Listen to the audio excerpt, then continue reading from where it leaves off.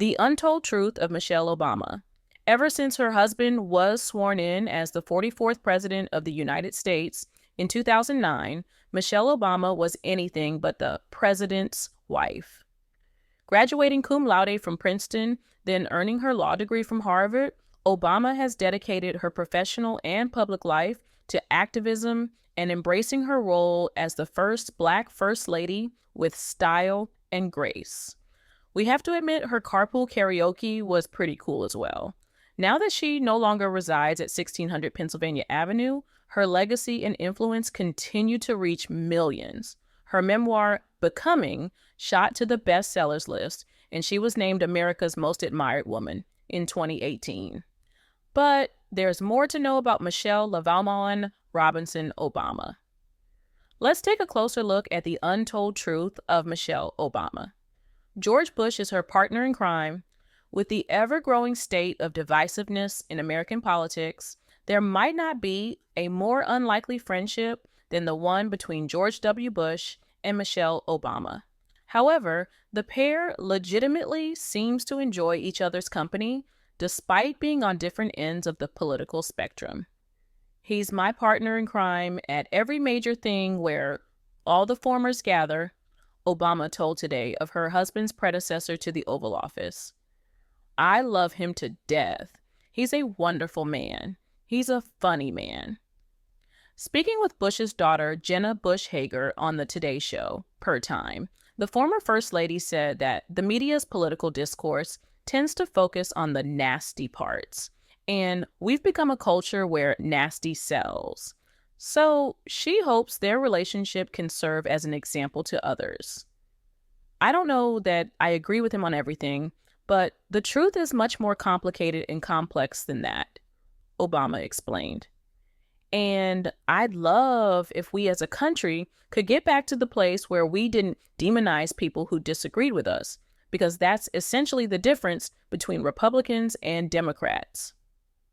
Michelle and Barack needed marriage counseling. Michelle and Barack Obama celebrated their 26th wedding anniversary in October 2018. But during an appearance on The Tonight Show, the Harvard grad told host Jimmy Fallon the couple weren't always #relationship goals and needed marriage counseling. Marriage is hard, even for us, she said.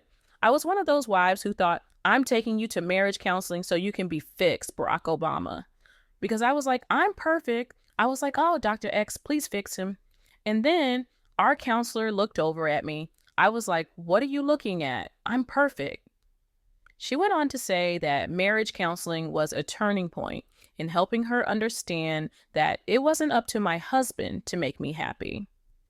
She decided to share this information to help young married couples who find themselves struggling in their relationship. I want young people to know that marriages work. Even the best marriages require work. I call them a vexation. It's a choice that you make again and again and again because I don't want young people to quit the minute they have a hardship, she explained. Facebook feminism is not for Michelle Obama. In 2013, Facebook Chief Operating Officer Sheryl Sandberg released her best-selling book, Lean In, Women, Work, and the Will to Lead. With Sandberg telling women to demand a seat at the table and reform corporate culture from the inside, she became a feminist icon. However, a mere 5 years later, the #MeToo movement showed it wasn't that simple.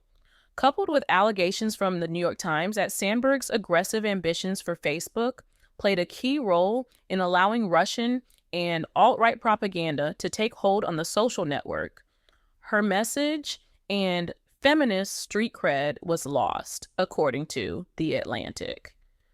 Facebook has since refuted the allegations by the New York Times.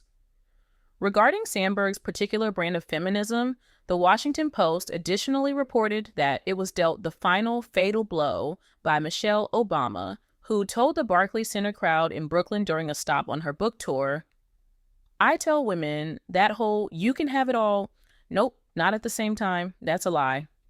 She continued, it's not always enough to lean in because that asterisk T doesn't work all the time. Michelle Obama will never forgive Donald Trump. During a March 2011 interview on Good Morning America, Donald Trump claimed he had a little doubt about Barack Obama's citizenship because he grew up and nobody knew him. He added, "The whole thing is very strange." That same month, Trump appeared on The View and openly challenged the 44th president to show his birth certificate. Obama eventually released his long-form birth certificate in hopes that would shut down the birther conspiracy theories, but it didn't work. Trump then doubled down on the dubious conspiracy theory, tweeting in 2012, "An extremely credible source has called my office and told me that Barack Obama's birth certificate is a fraud." Obama thanks people for their support after her mother's passing at 86. As the former First Lady navigates the loss of her beloved mother, Marian Robinson, she takes a moment to express heartfelt gratitude for the overwhelming support and love from the nation. Michelle Obama has recently shared messages of thanks on social media, reflecting the collective comfort and kind words she and her family have received following the passing of her mother, Marian Robinson, who died on May 31st at the age of 86. The former First Lady, age 60, took to X, formerly known as Twitter, and Instagram to extend her gratitude. She wrote, "I just wanted to say thank you for all the prayers, kind words, and love that you all have shown our entire family these last few days. Every text, comment on social media, and beautiful tribute has brought us some light. It means so much to hear what a special woman she was to you all as well. From the bottom of our hearts, thank you." The Obama family, including daughters Malia and Sasha, were thankful for the support they had received.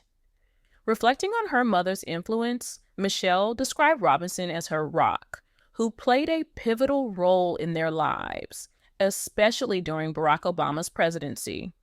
Robinson moved into the White House with the Obamas, leaving her native Chicago behind to assist in raising her granddaughters amidst the demands of presidential life.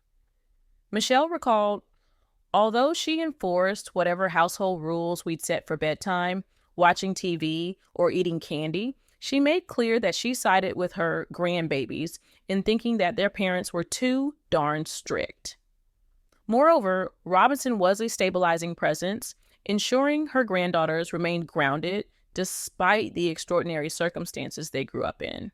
Barack Obama, echoing this sentiment, noted during an interview, "Marian didn't understand all the fuss. She was great to have around with the girls. If she saw them acting bratty, she'd say, 'You guys haven't done anything. Why are you acting special? You're just here for the ride.' And they'd suddenly go, 'You're right, Grandma.'